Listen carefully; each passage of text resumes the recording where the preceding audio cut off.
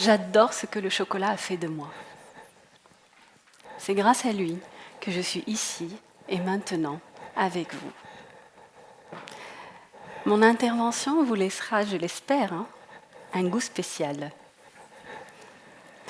Parce que je vous propose le tout premier talk à déguster. Je vais vous inviter à 4 reprises durant mes 15 minutes d'intervention, et uniquement quand je vous le dirai, à prendre un chocolat dans la boîte que vous avez reçue à votre arrivée. Le chocolat en bouche, vous fermerez les yeux. Doucement accompagné de ce chocolat fondant entre votre langue et votre palais. Alors, est-ce que l'idée d'être tous connectés par nos papilles vous plaît ? Je viens comme vous tous d'un pays unique, celui de mon enfance. Et quand je dis pays, je ne pense pas à un territoire comme le Maroc. Je pense à ce qui a façonné ma singularité et mon paysage interne. Et c'est pour ça que mon pays est unique. Les Amérindiens appellent ça ma médecine. Pourquoi ? Alors parce que quand on se connaît soi-même, alors nous pouvons nous guérir. J'ai un pays unique dans ses couleurs, dans ses saveurs, un peu comme vous tous d'ailleurs. Nous sommes tous uniques par notre culture, notre éducation, nos blessures et nos réussites. Dans cette salle, il n'y a pas 2 personnes identiques intérieurement. Et je suis convaincue que chacun possède des saveurs inscrites, ne demandant qu'à être révélées. Petite, ma mère m'emmenait à Bab Marrakech, dans l'ancienne Médina de Casablanca. À certains endroits, ça sentait vraiment mauvais. Je me souviens encore de cette odeur.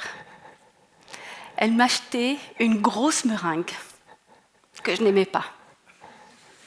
Ah, trop de sucre pour moi. Je la trouvais croquante, mais pas craquante. J'aspirais déjà à un peu plus de subtilité et de raffinement. Aujourd'hui, j'aime à dire de moi que je suis craquante, mais pas croquante. Au marché, ma mère achetait aussi un poulet vivant que le vendeur abattait sous mes yeux apeurés. Et ensemble, ils riaient de la terreur envahissant la petite enfant que j'étais. Alors ma mère me qualifiait de la Française qui s'ignore. Alors oui, le territoire de mon enfance me révèle à l'éveil des saveurs, une attention portée aux odeurs et surtout le respect du vivant, qu'il soit végétal ou animal. Et c'est là que je vais vous demander de prendre votre boîte de chocolat, s'il vous plaît, de l'ouvrir, de vous servir du premier chocolat, de le mettre en bouche, celui avec les graines de sésame, celui de mon enfance. Je vous invite à fermer les yeux. Nous nous promenons dans les rues de Casablanca. Une douce nuit d'été. La mer est visible entre les maisons. Une petite brise nous effleure le visage. L'effervescence de la préparation de l'Aïd laisse un parfum de sésame grillé dans la maison. Parce que toute la maison devient cuisine.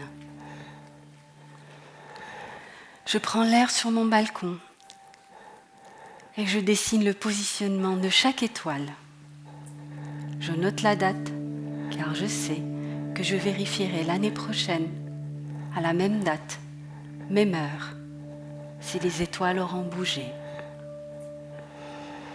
J'ai gardé de mon enfance ce goût doux et réconfortant du chocolat au lait. Je vous invite à ouvrir les yeux.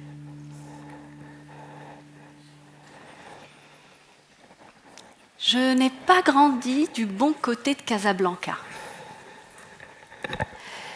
J'ai grandi dans l'un des quartiers les plus populaires, El Anc. Je suis née dans une famille monoparentale. Et la vie de ma mère n'a pas été facile.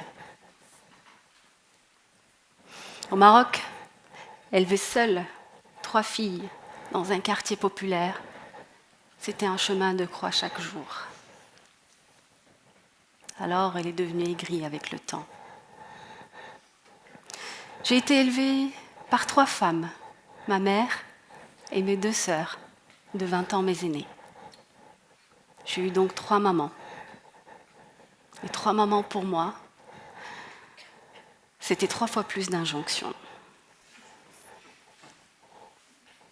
Alors mon enfance a eu 2 facettes, la douceur et l'amertume. Celle de ma mère, abandonnée 2 fois. La mienne, celle d'une petite fille non désirée. Je n'ai pas été reconnue par mon père. Mes 2 sœurs, oui. Moi, 20 ans après, non.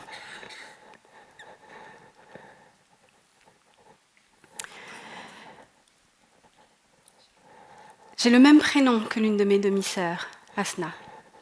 Ma mère a perdu un fils qui s'appelait Shakib et j'ai un demi-frère qui s'appelle Shakib. Compliqué comme histoire.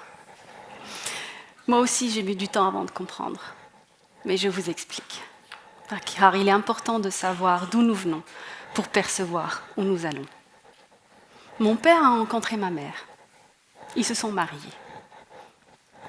Mon père voulait un fils. Ma mère a eu une première fille. Et ma mère a eu une deuxième fille.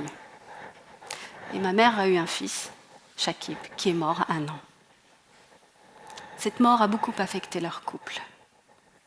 Donc mon père a quitté ma mère. Il a pris une autre épouse pour avoir un fils, je suppose. En tout cas, mon père et cette épouse ont eu la délicatesse d'appeler leur fils Shakib.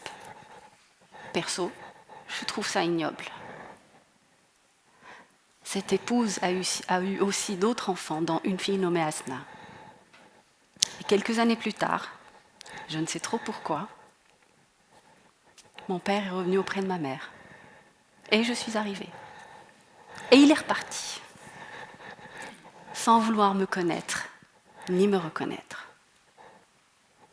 Alors ma mère a eu la délicatesse, à son tour, de m'appeler Asna, comme le prénom d'une des filles de la deuxième épouse. Il est là, le goût de l'amertume. Avant de terminer avec mon enfance, je tenais à vous préciser une chose, que de mon quartier populaire, on y voyait un phare. Et voir un phare, ça change tout sur son chemin de vie. À 16 ans, je suis dans la lumière. Alors pas celle du phare, mais celle du mannequinat. La lumière éclairant le goût de la liberté. Jusque-là, je n'avais eu aucun loisir. Le mannequinat m'a permis de partir. Jusque-là, je ne savais pas ce que le mot vacances signifiait. Le mannequinat m'a permis de sortir et de découvrir. Les mots de Jean-Jacques Goldman dans sa chanson « Envole-moi » ont résonné en profondeur. J'ai ressenti les possibilités d'une émancipation, ce qui est une évidence pour vous, mais une découverte pour moi. Le mannequinat a rempli ma tête d'autres horizons, d'autres mots. La fierté de m'assumer financièrement, ça ne m'a jamais quittée. Et depuis, j'ai toujours travaillé. Dans un centre d'appel, une agence de pub, un groupe de presse, une bijouterie. Et sur ce chemin de travail, j'ai appris l'humilité dans la tâche répétitive. J'ai appris la persévérance et j'ai développé ma volonté. Parce qu'on n'est pas condamné à être qui on est, N et E. Et là, je vais vous inviter une deuxième fois à prendre votre deuxième chocolat, celui avec les rayures. C'est celui de mon éveil à l'excellence, entre pureté et simplicité. Je vais vous inviter à fermer vos yeux, s'il vous plaît.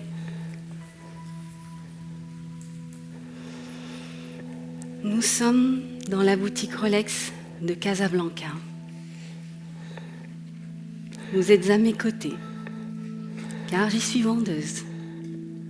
Vous avez en bouche l'essence d'un travail artisanal, le souci du détail, un diamant, la puissance de la qualité, de l'harmonie des saveurs, la longueur en bouche, les arômes secondaires, l'intensité du cacao du Nicaragua. Vous avez en bouche la quintessence du chocolat noir. Vous pouvez ouvrir les yeux.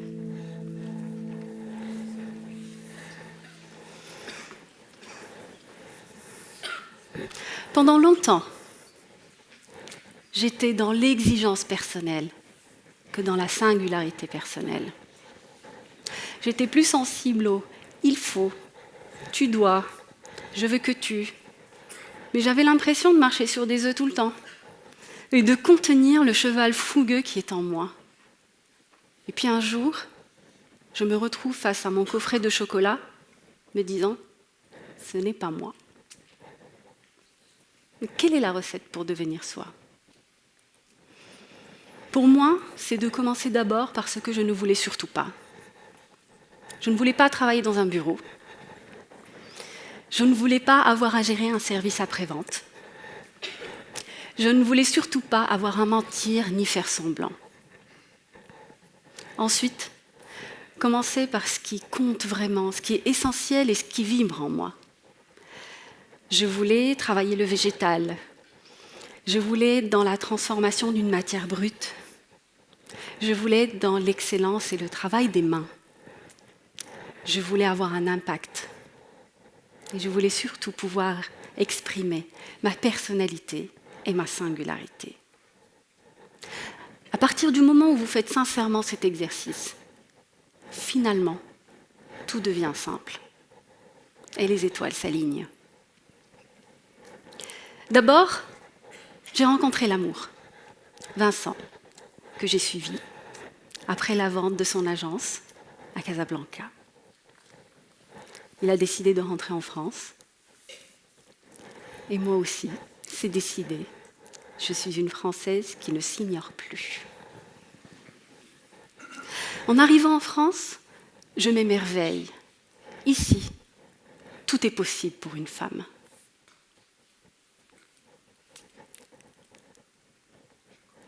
Je commence par avoir une fille. J'avais besoin de faire mon nid. Et Vincent ne m'abandonne pas. Et pour moi, ça veut dire beaucoup. Au contraire, il m'accompagne sur ce chemin de devenir soi. Il me soutient, il m'éveille, il assure et il assume, surtout pendant mes absences. Et oui, Vincent a pris en charge notre fille sans jamais aucun reproche. Et oui, il était présent à 100% pour soutenir mon éclosion. Derrière chaque femme qui réussit, il y a souvent un homme qui soutient dans l'ombre. La cuisine m'attire. Vincent me suggère « va voir Michel Portos », le chef du Saint James à l'époque. Je lui dis « mais je n'ai aucune connaissance, aucune instruction, rien ». Je vais voir le chef, je lui propose d'être à ses côtés, présente à ses côtés, rien que pour le plaisir d'apprendre et apporter ma contribution. Bien sûr, sans aucune rémunération, il me dit OK.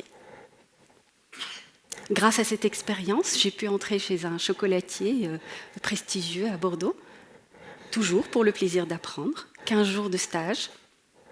Les fêtes de Noël arrivent, ils ont besoin de monde, ils me gardent, et là, je suis rémunérée. Mon envie de devenir chocolatière a commencé comme un bon roman. Un jour, au salon du livre gourmand à Périgueux, j'exprime mon envie de devenir chocolatière parce que je tombe sur un livre sur le chocolat, à une dame à côté de moi que je ne connais même pas. Et puis mes pensées s'emballent. Je suis trop vieille pour le métier, il faut reprendre les études. Je suis maladroite, c'est un métier pour les minutieux.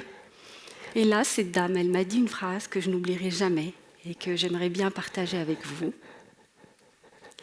Tu auras beau être une Fiat 500, tu arriveras toujours à destination comme une Ferrari.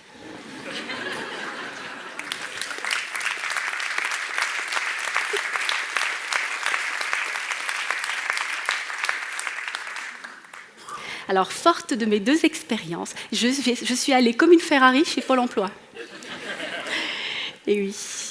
Et là, je suis allée me présenter pour une formation pour devenir chocolatière. J'ai offert à la dame de Pôle emploi ma première boîte de chocolat faite maison, sans aucune connaissance technique. La dame de Pôle emploi a été touchée. Mon CAP a été financé. Ça, c'est possible en France, pas au Maroc. Alors aujourd'hui, je suis sincèrement choquée de sentir un pays qui déprime dans un pays où il y a tout.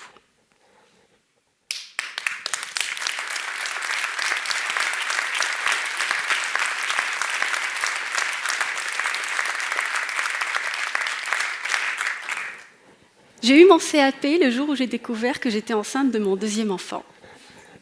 Le bonheur absolu, les étoiles s'alignent. Pour Vincent et moi, une deuxième fille, le bonheur absolu. C'était une grande fierté. Devenir chocolatière, oui, mais laquelle? Qu'est-ce que j'ai de nouveau à offrir? Travailler à partir de la fève de cacao. On appelle ça le bean to bar.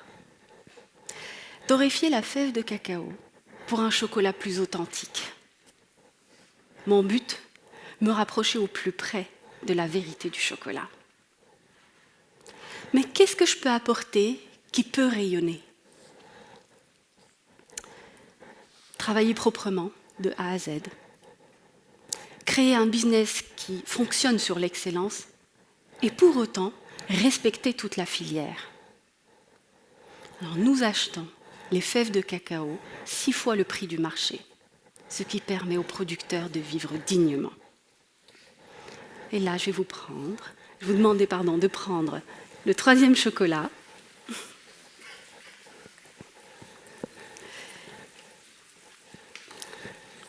Je vous invite à le mettre en bouche, fermez les yeux.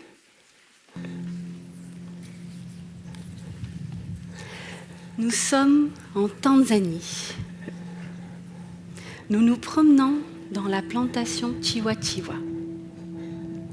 Dans un monastère, les sœurs coupent à la machette les cabosses sur le cacaoyer. Nous sommes entre deux mondes, celui de la jungle luxuriante et la proximité du désert rend la balade étouffante. Au loin, on entend des petites filles rire dans une cour d'école. Les sœurs nourrissent la communauté.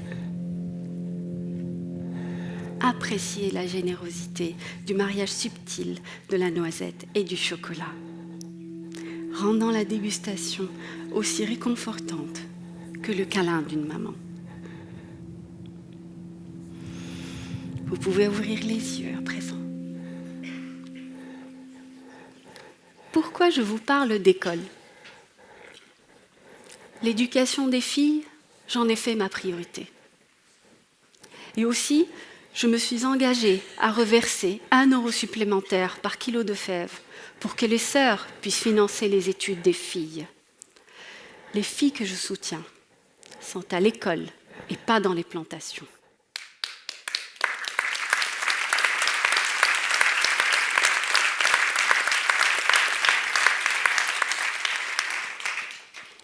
Être soi, pour moi en tout cas, finalement, c'est la lutte constante pour ne pas me perdre, parce que je suis de nature changeante, un peu comme vous aussi.